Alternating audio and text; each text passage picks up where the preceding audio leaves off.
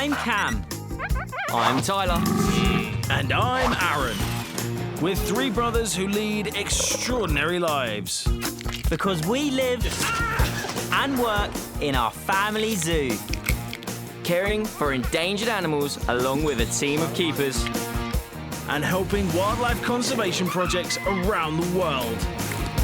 This is our amazing story.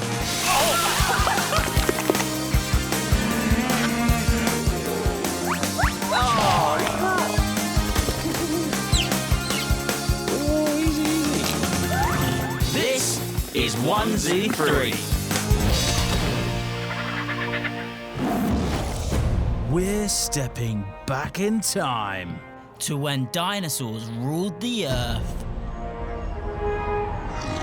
In a far corner of the 1Z3 Zoo, where our prehistoric reptiles reside, we find Aaron Jones and his sidekick Cam. Micropachycephalosaurus. Check. Triceratops. Check. Diplodocus. What was that? We should keep moving. Yeah. There it is again. Let's split up. That's a good idea. Could the dinosaur be back from extinction?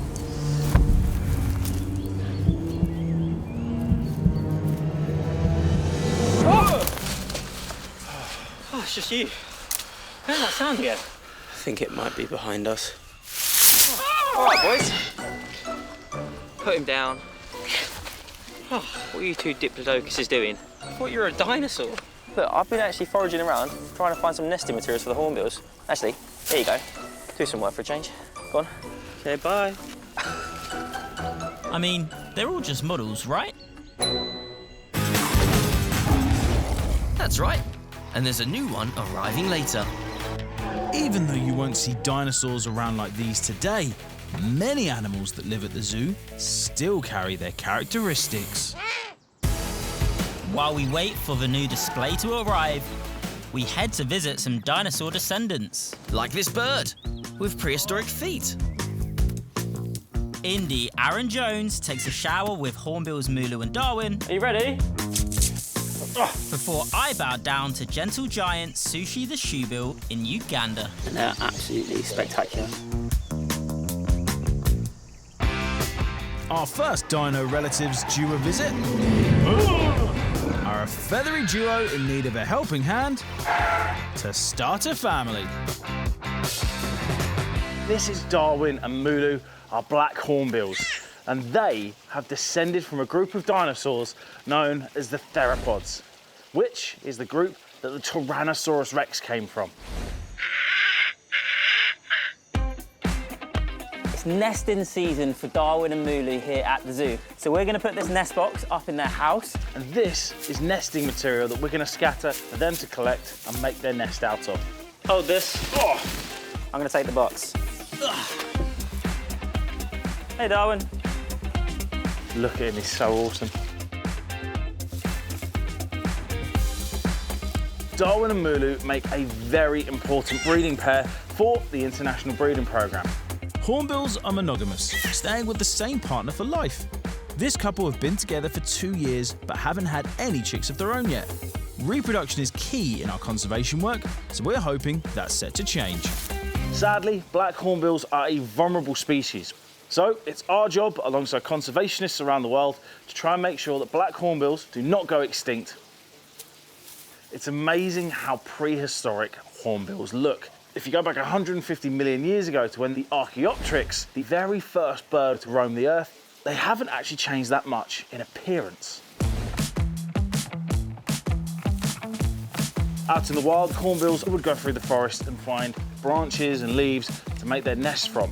So the reason for just simply dotting the foliage around the exhibit is because we really want to try and encourage naturalistic behaviours from the hornbills. Okay. Put this just up here.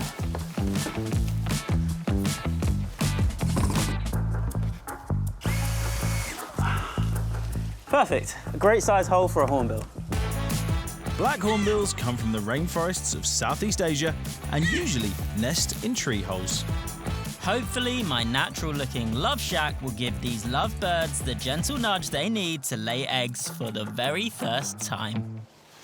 Hornbills generally tend to breed and nest during the rainy season. And to help replicate that time of year, we've actually got a sprinkler system here within the Hornbill exhibit. So, I'm just trying to see if we can get it on. Are you ready? No, I'm not ready just yet, Cam. Yeah? Oh. Well, that seems to be working pretty well.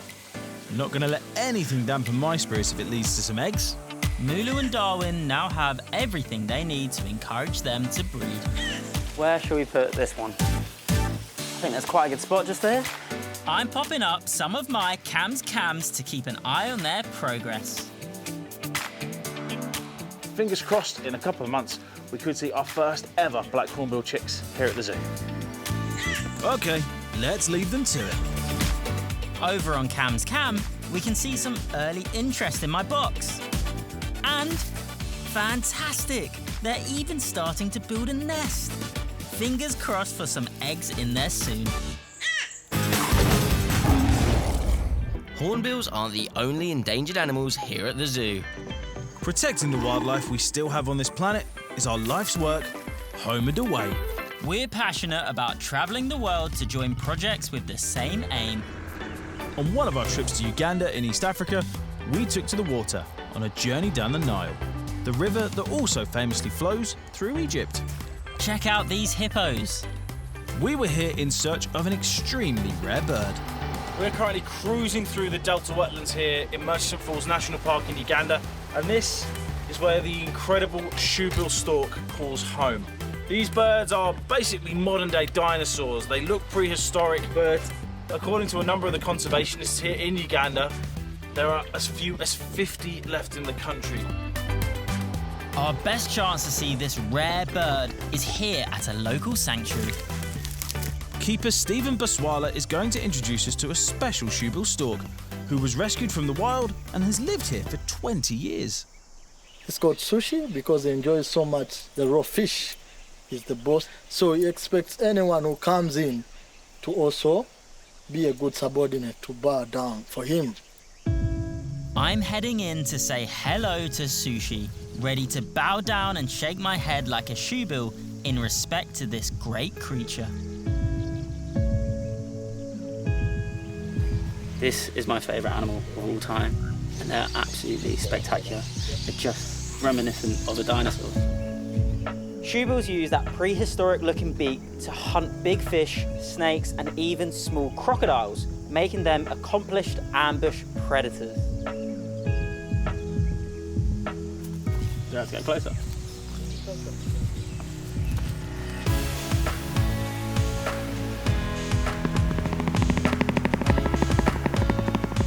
That amazing bill clattering is how shoebills communicate during the nesting season.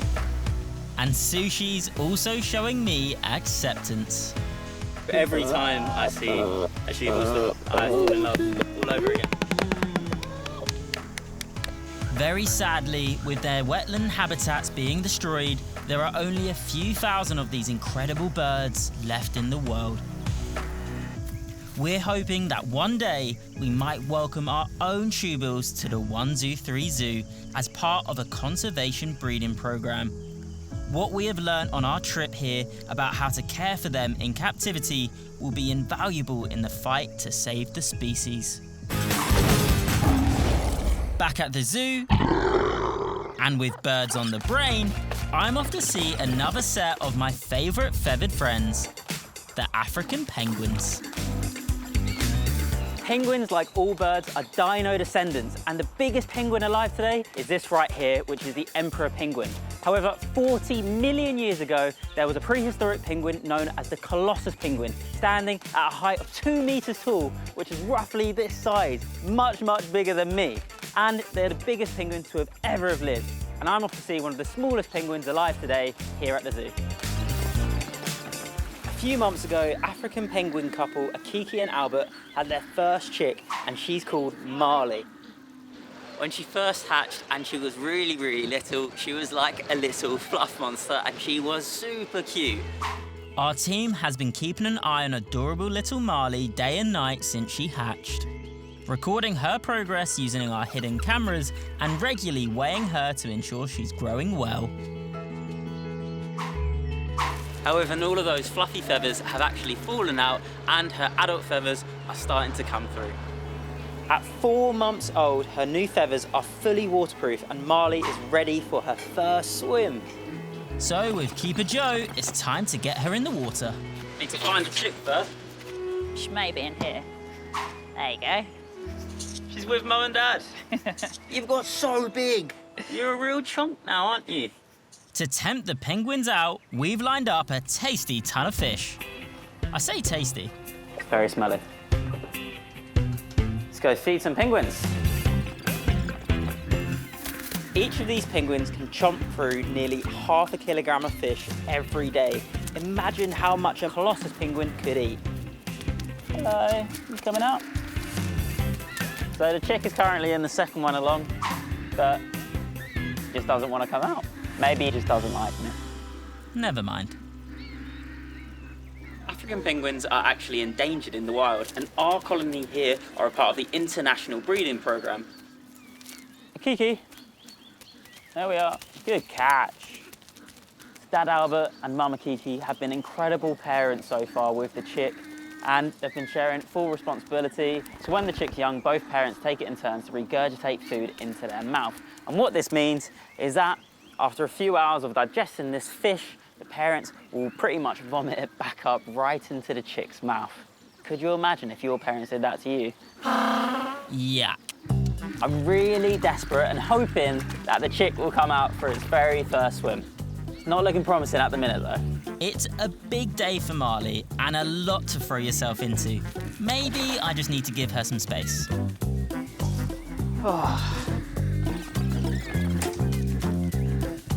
Still too close from here, Marli?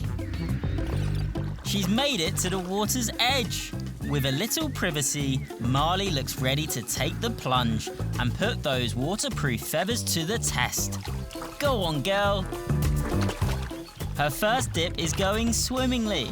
Penguins' streamlined bodies are perfectly designed for the water, and that's a fact. Did someone say fact? Welcome to Fact or Fake, the part of the show where I want to test your knowledge on our amazing animals. Today, I'm with Cletus, our West African dwarf crocodile. West African dwarf crocodiles are actually the smallest species of crocodile in the world. They grow to be only 1.8 meters long, which is roughly about as tall as I am, and weigh up to 45 kilograms. And as their name suggests, they can be found in West Africa, everywhere from Senegal to Angola, in the thick, swampy rainforests. Now, they may be small, but these guys have got some pretty cool abilities. One being that they are very, very good climbers. And out in the wild, you can actually find these guys in trees on lower branches on the riverbanks. Conservationists believe that West African dwarf crocodiles actually have pretty much their own language. As many as 4 different vocalizations have been recorded. Now it's time for today's fact or fake. Crocodiles once lived alongside dinosaurs. So, is that fact or is it fake? I think it's fake because dinosaurs, it's a long time ago, so they're all dead. Fact, because they look quite like dinosaurs and kind of like prehistoric. I think that's fact. Fact. Fake, I think. That is, in fact, well, a fact. Crocodiles have lived on this planet for over 200 million years. They live alongside dinosaurs, which is what has given them the reputation of being a living fossil. Pretty amazing. Wouldn't you agree, Cletus? I'll take that as a yes. It's nearly time for the arrival of our new dinosaur models. And the entire zoo is getting excited. But before they get here, there's time to seek out yet more dino descendants. If we don't waste time.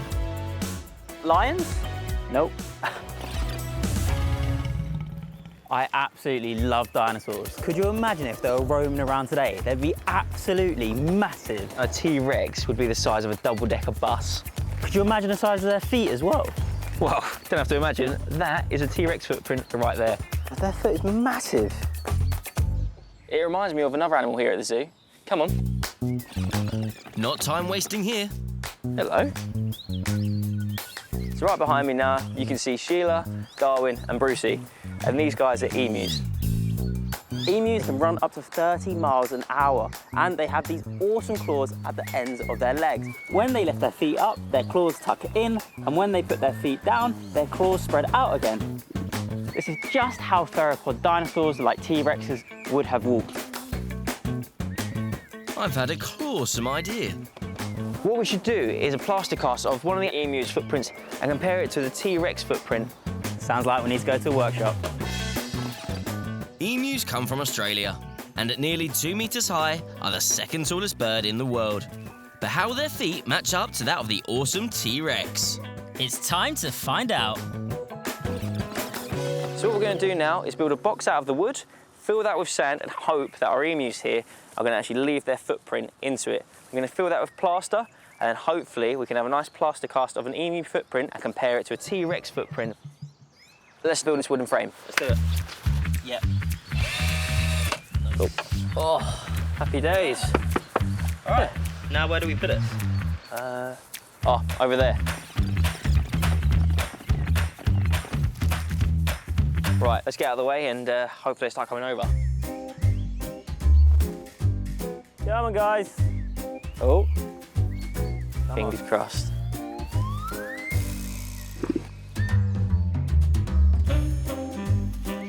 They're so unsure of it. Come on, Brucey. No. So far, it's been a bit of an epic fail. So we'll get out of the enclosure and see if it'll work. Oh, go on, Darwin. Put your foot down. No. Well, it doesn't look like it's happening. Come on, let's leave him to it and come back and see later.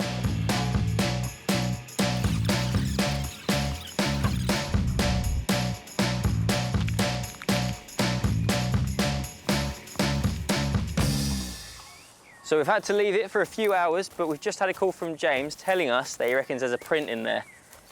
And there is. You can clearly see we've got an amazing footprint of one of our emus here. Come on, let's get it out quickly before they make another. I'll ruin it.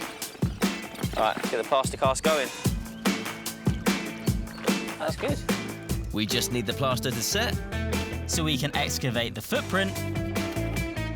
give it a paint, and voila.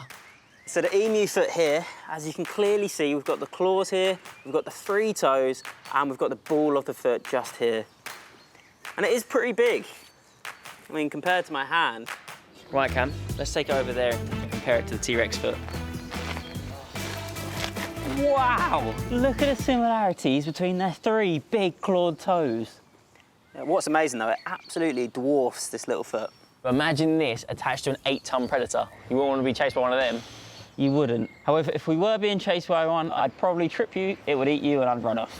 Thanks, Cam. You're welcome.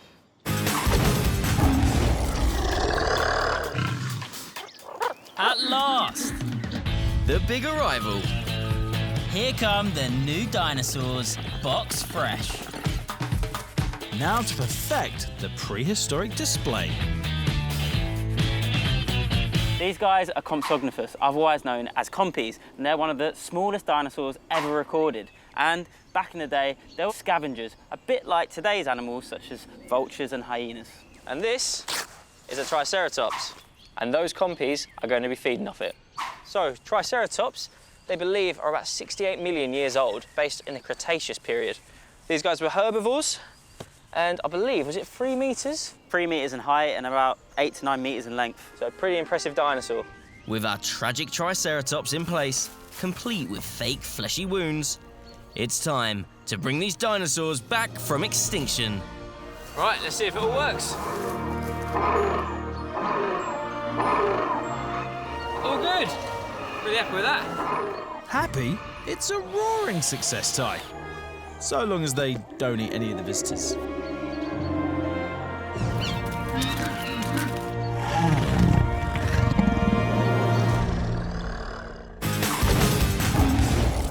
What a perfectly packed prehistoric day at the 123 Zoo.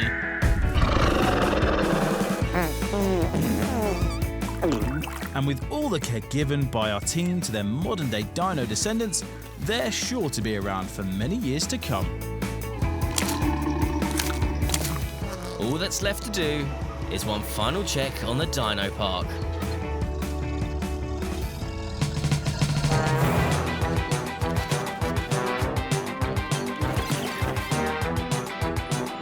Right, everything ready? Yep.